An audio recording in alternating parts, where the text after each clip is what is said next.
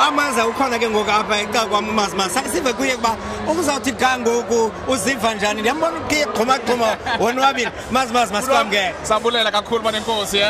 uzawuthi ga ngoku uziva njani ngalo mnyhadala into enkulu kakhulu into entle kakhulu into lomnyhadala ngoba okokuqala iye inike ithuba iimvumi zalapha ekhaya into yobana zibe seqongeni elinye kunye neemvumi zaphesha kwelwandle naw ndiyabona ubana kukhona neemvumi ezithile ke mhlawumbi ezisafufusayo ziye zizibone nazo sezinethuba loshesha istage kunye neemvumi zaphesha kwelwandle into enkulu kakhulu ke leyo nakwi-confidence ye-artist zalapha ekhaya nasekuphusheni umculo wazo because you never know mhlawumbi ngenye imini kungathi like for instance kuno-Dave Khoza abe bekusanda uperform zamajobe you never know mhlawumbi uDave Khoza angayithanda into enzamo zamajobe ubone ngenye imini ukudibana ezovuma izimbini so into entle kakhulu lenziwa yi-Cape Town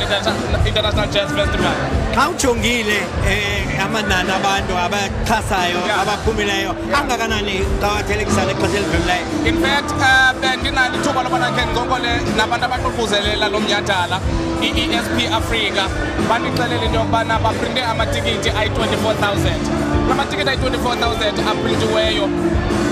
aprintwa 24,000 because ivenue ikwazi ukuthatha i-24,000 onke athengisiwa phela into etithetha into yokubana ke abantu baphume ngobuninzi babo bona bebengathanda into yokubana mhlawumbi bayongeze uba indlela ibikhona kodwa ke ngenxa yemeko abakwazi into yobana bagcwalise ngaphezu kwenani elivumelekileyo isithi ICC. Mazimazi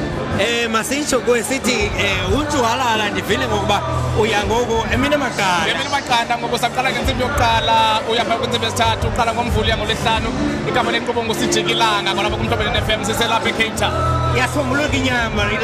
yasombuluka inamba kulajikilanga